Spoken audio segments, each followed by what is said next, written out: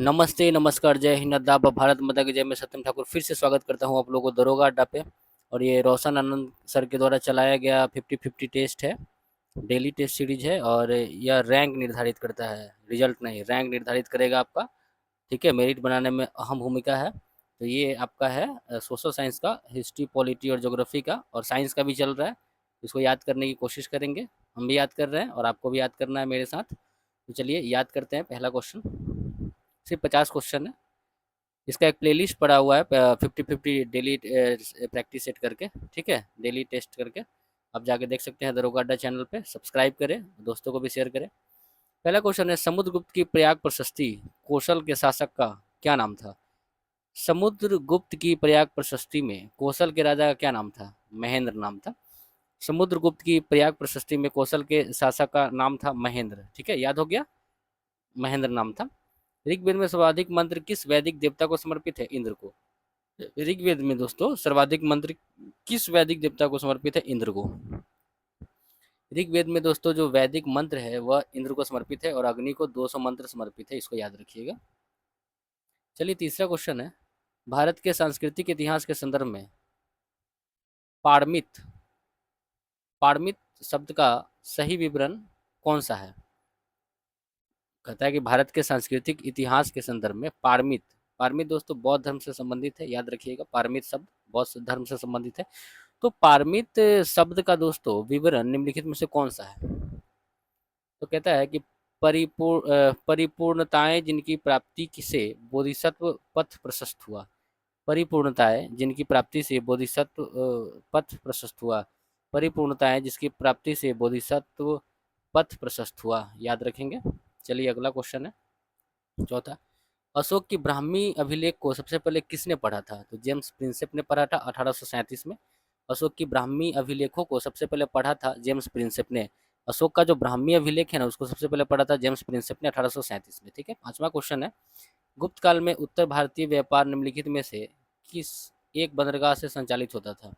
गुप्त काल में उत्तर भारतीय जो बंदरगाह व्यापार था, गुप्त काल में उत्तर भारतीय व्यापार निम्नलिखित में से किस एक बंदरगाह से संचालित होता था? तो वह हो जाएगा आंसर आपका ताम्रलिप्ति से। ताम्रलिप्ति से, ठीक है, इसको याद रखिएगा, ताम्रलिप्ति। चलिए अगला क्वेश्चन छठा देखते हैं। निम्नलिखित चोल शासकों में जिसने बंगाल की खाड़ी को चोल झील का स्वरूप प्रदान किया वह कौन था? निम्नलिखित चोल शासकों में जिसने बंगाल की खाड़ी को चोल झील का स्वरूप प्रदान किया वह था राजेंद्र प्रथम। राजेंद्र प्रथम था जिसने चोल झील का स्वरूप प्रदान किया था, राजेंद्र प्रथम। सातवां है, निम्नलिखित में किस सुल्तान ने साम्राज्य की सीमाओं की सुरक्षा के लिए विशेष सेना का नियुक्त किया था? मतलब निम्नलिखित में से किस सुल्तान ने साम्राज्य की सीमा की सुरक्षा के लिए विशेष सेना को नियुक्त किया था? तो वो अलाउद्दीन खिलजी हो जाएगा। ठीक है, अलाउद्दीन खिलजी ने सीमा की सुरक्षा के लिए विशेष सेना नियुक्त किया था। ठीक है, अगला है आठवां के दीवान ए कोही विभाग किससे संबंधित है? दीवान ए कोही तो कृषि से संबंधित है, और ये मोहम्मद बिन तुगलक ने इसको चलाया था दीवान ए कोही को। तो ये कौन सा विभाग था? कृषि विभाग था। तो दीवान ए कोही कृषि विभाग था। नौमा है शेख फरीद का सर्वाधिक ख्याति लब्ध शिष्य जिसने दिल्ली के 7 सुल्तानों का शासन देखा था वह कौन था? निजामुद्दीन औलिया। शेख फरीद का सर्वाधिक ख्याति लब्ध शिष्य शेख फरीद का सबसे ज़्यादा ख्याति लब्ध शिष्य जिसने दिल्ली के 7 सुल्तानों का शासन देखा था वह था निजामुद्दीन औलिया। ठीक है, क्वेश्चन याद हो रहा है। हुमायूं नामा के लिखा किसने? गुलबदन बेगम ने लिखा था हुमायूं नामा। ठीक है, अगला क्वेश्चन है, निम्नलिखित में से किसने कहा था ईश्वर की इच्छा थी कि मैं सब धर्म को एक निगाह से देखूं, इसलिए उसने दूसरी आंख की रोशनी छीन ली है? महाराजा रंजीत सिंह का कथन है। ईश्वर की इच्छा थी कि मैं सभी धर्मों को एक निगाह से देखूं, इसलिए उसने दूसरी आंख की रोशनी छीन ली। यह बात महाराजा रंजीत सिंह ने कहा है। चलिए 12 नंबर क्वेश्चन देखते हैं। 12 नंबर क्वेश्चन है दोस्तों कि इंपीरियल प्रोफेंस का प्रयोग किया जाता था। इंपीरियल प्रोफेंस का प्रयोग किया जाता था किस लिए? तो भारत में ब्रिटिश आयातों पर दी गई रियायतों के लिए। इंपीरियल प्रोफेंस का प्रयोग किया जाता था भारत में ब्रिटिश आयातों पर दी गई रियायतों के लिए। इंपीरियल प्रोफेंस का प्रयोग किया जाता था भारत में ब्रिटिश आयातों पर दी गई रियायतों के लिए। ठीक है, अगला क्वेश्चन है, विधवा पुनर्विवाह को प्रोत्साहित करने के उद्देश्य से 1871 में राजमुंद्री सोशल रिफॉर्म एसोसिएशन स्थापित किसने किया था? कहता है कि विधवा पुनर्विवाह को प्रोत्साहित करने के उद्देश्य से 1871 में राजमुंद्री सोशल रिफॉर्म एसोसिएशन स्थापित किया था वीरेश लिंगम द्वारा। ठीक है, इसको याद रखिएगा। अगला क्वेश्चन है, नाना साहेब का कमांडर इन चीफ कौन था? नाना साहेब का commander in chief Tatya Tope था। नाना साहेब का कमांडर इन चीफ दोस्तों तात्या टोपे थे। प्रथम बार 15 नंबर के प्रथम बार संघर्ष के तरीकों के रूप में स्वदेशी एवं बहिष्कार किसके द्वारा अपनाया गया था? प्रथम बार संघर्ष के तरीकों के रूप में स्वदेशी एवं बहिष्कार किसके द्वारा अपनाया गया था? बंगाल विभाजन 1905 को लेकर, ये तो आप जानते ही हैं।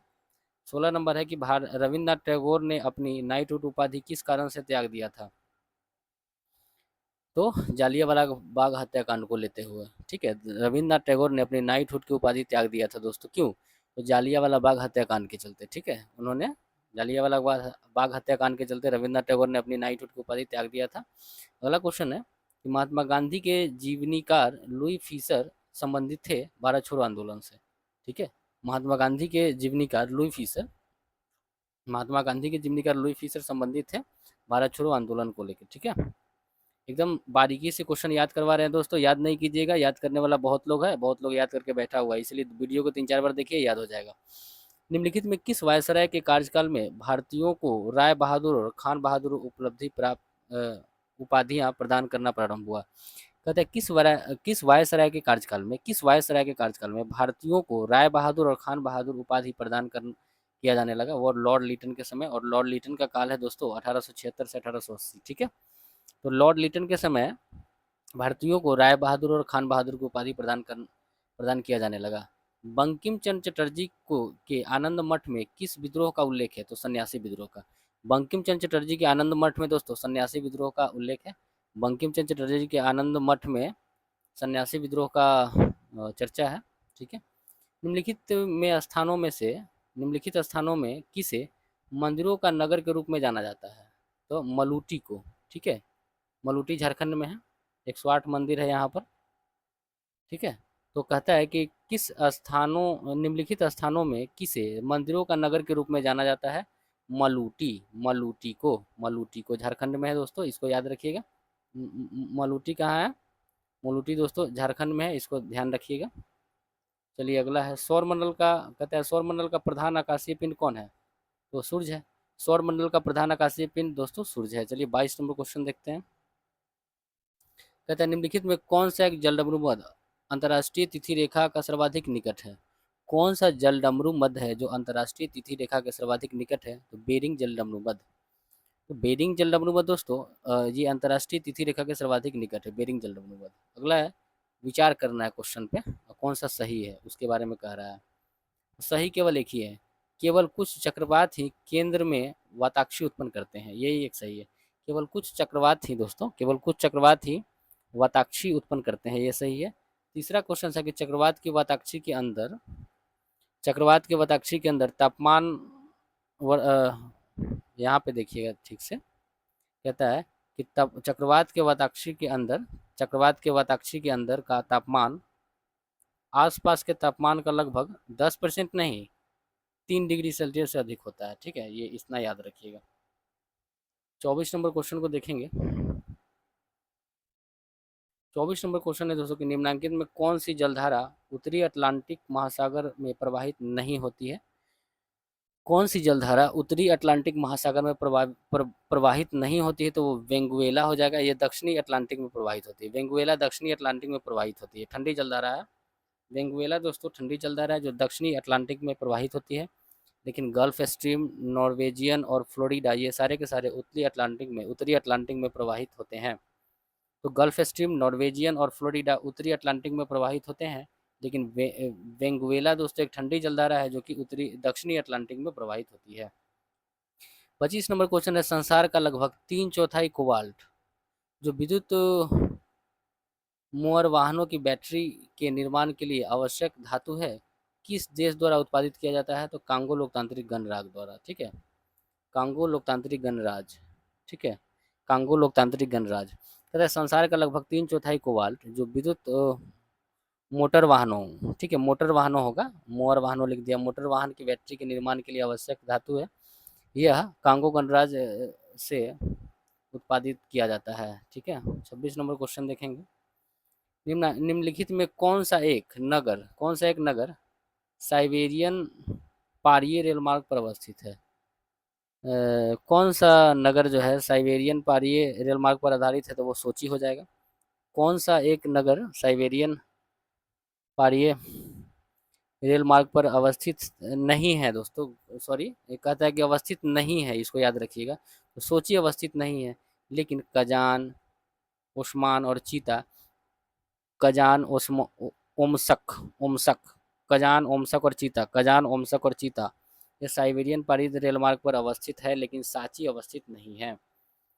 27 नंबर है कि पश्चिम अफ्रीका की निम्नलिखित झीलों में कौन सी एक सूख कर मरुस्थल में बदल गई है? तो वह हो जाएगा, वह दोस्तों हो जाएगा लेक फागुविन हो जाएगा, ठीक है। कहता है कि पश्चिम अफ्रीका की झील में कौन सी एक झील है जो सूख कर मरुस्थल में बदल गया है? तो वह हो जाएगा लेक फागुविन झील जो है, लेक फागुविन झील, यह पश्चिम अफ्रीका की झील है जो कि सूख कर मरुस्थल हो गया है। 28 नंबर क्वेश्चन को देखेंगे। कहता है भारत के राज्यों का निम्नलिखित में से कौन सा एक युग्म सबसे पूर्वी और सबसे पश्चिमी राज्य को इंगित करता है? अरुणाचल प्रदेश दोस्तों सबसे पूर्वी और सबसे पश्चिमी, तो सबसे पूर्वी हो जाएगा अरुणाचल प्रदेश और सबसे पश्चिमी दोस्तों गुजरात हो जाएगा, ठीक है, इसको याद रखिएगा। 29 नंबर क्वेश्चन है, निम्नलिखित संकरी खाड़ियों में जिसको क्रिक कहते हैं, कौन सी एक गुजरात राज्य से संबंधित नहीं है? तो कोधार क्रिक नहीं है, लेकिन कोरी क्रिक गुजरात से संबंधित है, गोदाई क्रिक गुजरात से संबंधित है, और सर क्रिक भी गुजरात से संबंधित है। कोरी क्रिक, गोदाई क्रिक, सर क्रिक, कोरी क्रिक, गोदाई क्रिक, सर क्रिक, कोरी क्रिक, गोदाई क्रिक, सर क्रिक, ये सारे के सारे आपका गुजरात राज्य से संबंधित है, लेकिन कोधार क्रिक जो है दोस्तों वो पीओके से संबंधित है, इसको याद रखिएगा। चलिए 30 नंबर क्वेश्चन को देखते हैं। एशिया की सबसे बड़ी एवं ताज़ा जल वाली गोखुर झील बिहार में कौन सी है? एशिया की सबसे बड़ी एवं ताज़ा जल वाली गोखुर झील बिहार में है, वो कौन सा है? वो कांवर झील हो जाएगा, ठीक है, जो कि दरभंगा में है। और ये दोस्तों घोघा झील, ये घाघ झील दोस्तों कटिहार में है, और अनुपम झील कैमूर में है, ठीक है। तो घोघ झील दोस्तों कटिहार में है, घोघा झील कटिहार में है, अनुपम झील कैमूर में है, और कांवर झील दोस्तों इसी के बारे में कहता है कि एशिया की सबसे बड़ी कांवर झील एशिया की सबसे बड़ी झील है, ताज़ा पानी वाली गोखुर झील है, ठीक है। 31 नंबर, भारतीय कृषि का इतिहास किसने लिखा है? एम एस रंधावा ने। भारतीय कृषि का इतिहास लिखा है एम एस रंधावा ने, भारतीय कृषि का इतिहास एम एस रंधावा ने लिखा है। अगला है कि भारत में चाय बोर्ड के संदर्भ में निम्नलिखित कथनों पर विचार कीजिए। भारत में चाय बोर्ड के संदर्भ में निम्नलिखित कथन पर विचार करना है दोस्तों, चाय बोर्ड के संदर्भ में निम्नलिखित कथन पर विचार करना है, वह हो जाएगा, ध्यान दीजिएगा चाय बोर्ड के बारे में कौन कौन सही है। तो चाय बोर्ड सर्वाधिक निकाय है, चाय बोर्ड सांविधिक निकाय है 1953 के अधिनियम के तहत, 1954 के क में, ठीक है। तो 1953 के अधिनियम के तहत 1954 के क में चाय बोर्ड सांविधिक निकाय है, और साथ ही साथ इस बोर्ड के दुबई और मॉस्को विदेश कार्यालय है, इस बोर्ड के दुबई और मॉस्को में विदेशी कार्यालय है, ठीक है, इस बोर्ड के दुबई और मॉस्को में दोस्तों इसका विदेशी कार्यालय है, ठीक है। चाय बोर्ड का प्रधान कार्यालय दोस्तों, चाय बोर्ड का प्रधान कार्यालय कलकत्ता में है, चाय बोर्ड का प्रधान कार्यालय कहाँ? कलकत्ता में है, ठीक है, इसको याद रखिएगा। चलिए अगला क्वेश्चन 33 नंबर देखते हैं। राजस्थान में स्थित खेतरी खदान किसके लिए प्रसिद्ध है? तांबा के लिए। राजस्थान में स्थित खेतरी खदान तांबा के लिए प्रसिद्ध है, राजस्थान में स्थित खेतरी खदान दोस्तों तांबा के लिए प्रसिद्ध है। अच्छा, अंडी और ओपोरतिपी, अंडी और ओपोरतिपी नाम से प्रचलित विवाह किस आदिवासी समुदाय से संबंधित है? तो होश से संबंधित है। अंडी कहता है कि अंडी और ओपोरतिपी, अंडी और ओपोरतिपी नाम से प्रचलित विवाह किस आदिवासी समुदाय से संबंधित है? वो हो से संबंधित है, याद रखिएगा। अगला है कि momentum for change climate neutral now, यह पहल किसके द्वारा परिवर्तित की गई है?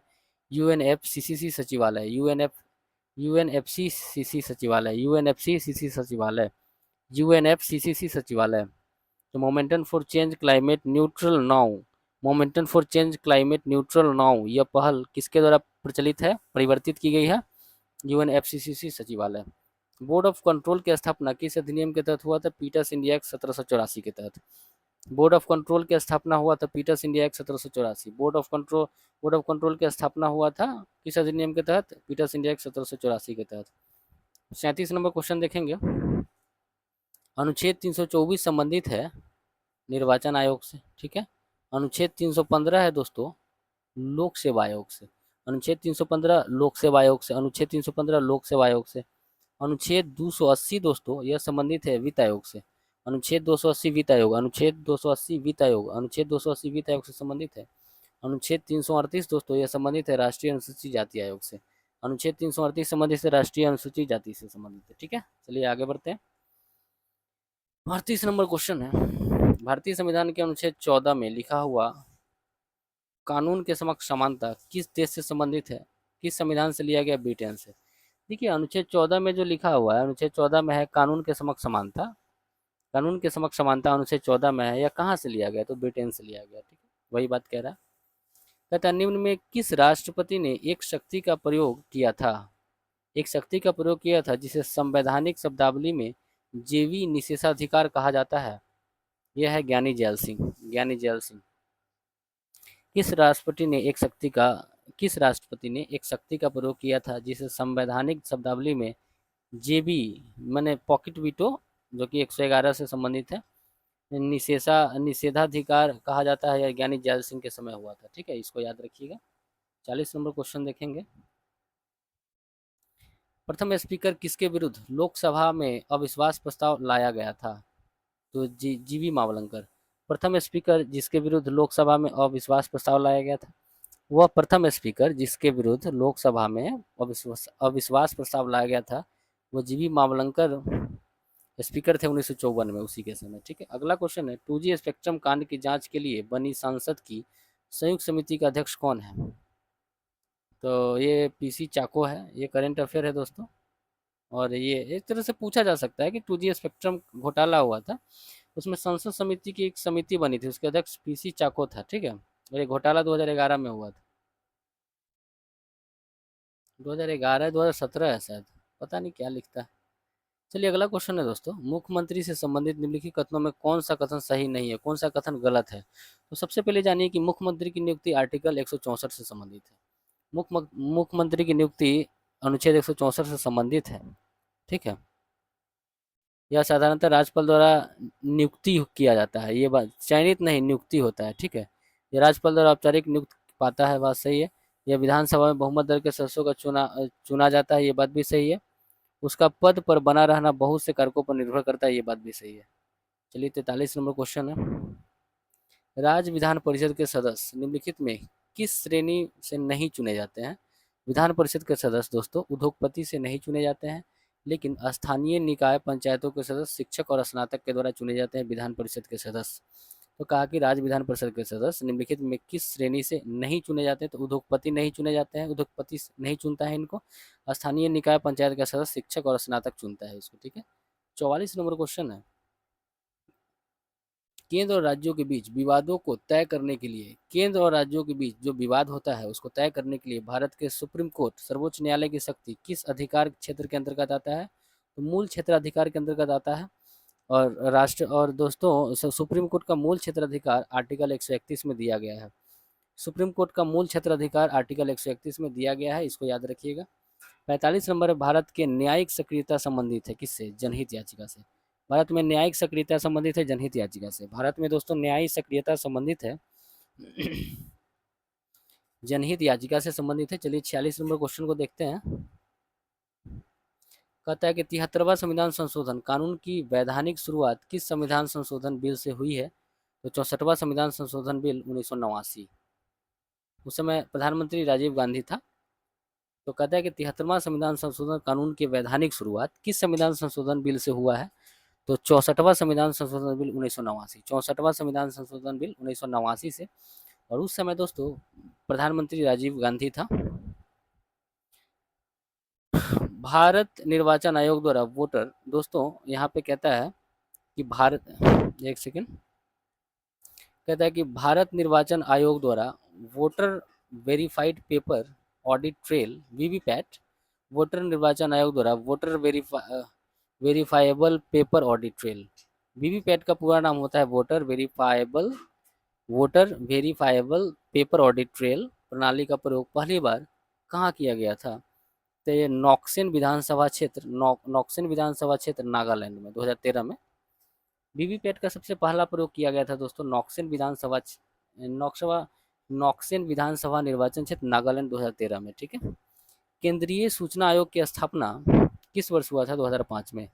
केंद्रीय सूचना आयोग की स्थापना 2005 में हुआ था। केंद्रीय सूचना आयोग की स्थापना दोस्तों 2005 में हुआ था। 49 नंबर क्वेश्चन है, निम्नलिखित में कौन सा संविधान संशोधन अधिनियम जीएसटी कार्यान्वयन के लिए आवश्यक प्रावधान करता है? तो 101वां संविधान संशोधन, इसको याद रखिएगा। देखिए जीएसटी जो आया ना 101वां संविधान संशोधन के तहत आया, ठीक है, यही बात है। जीएसटी आया 101वां संविधान संशोधन के तहत। अच्छा, ओबीसी आयोग जो आया वो 102वां संविधान संशोधन, ओबीसी आयोग आया 102वां संविधान संशोधन, ओबीसी आयोग आया 102वां संविधान संशोधन। अच्छा, ईडब्ल्यूएस को जो 10% आरक्षण मिला है वो 103वां संविधान संशोधन के तहत मिला है। ईडब्ल्यूएस का जो दोस्तों 10% आरक्षण है जनरल वाले लोगों को, वो 103वां संविधान संशोधन के तहत है। और आंग्ल भारतीयों का जो होता था मनोनीत, उसको समाप्त कर दिया गया है 104 संविधान संशोधन के तहत। याद हो गया। यहाँ पे जीएसटी 101वां संविधान संशोधन, ओबीसी आयोग 102वां संविधान संशोधन, ईडब्ल्यूएस को 10% आरक्षण 103वां संविधान संशोधन, और आंग्ल भारतीयों को जो मनोनीत किया जाता था दूगों को, उसको हटा दिया गया 104 संविधान संशोधन के तहत। एक अब 50वां क्वेश्चन है कि दक्षिण एशियाई क्षेत्र के लिए भारत का 6 सूत्री प्रस्ताव भारत के किस प्रधानमंत्री द्वारा प्रस्तुत किया गया? अटल बिहारी वाजपेयी के द्वारा।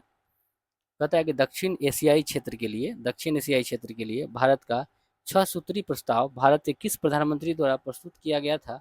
अटल बिहारी वाजपेयी के द्वारा। तो उम्मीद करते हैं दोस्तों क्वेश्चन, ये सेशन आपको काफ़ी अच्छा लगा होगा और इसको 3-4 बार देखेंगे आपको याद हो जाएगा। और यह जो है रिजल्ट में दोस्तों रैंक और मेरिट और रिजल्ट के लिए नहीं, रैंक निर्धारित करता है यह टेस्ट, इसलिए इसको देखिए। इसका पूरा प्लेलिस्ट बना हुआ है साइंस और आर्ट दोनों का, ये सोशल साइंस का है, आर्ट का भी है। उसमें आपको दोस्तों अगर आप थंबनेल देखेंगे तो आपको पता चल जाएगा। चलिए मिलते हैं अगले वीडियो में, धन्यवाद।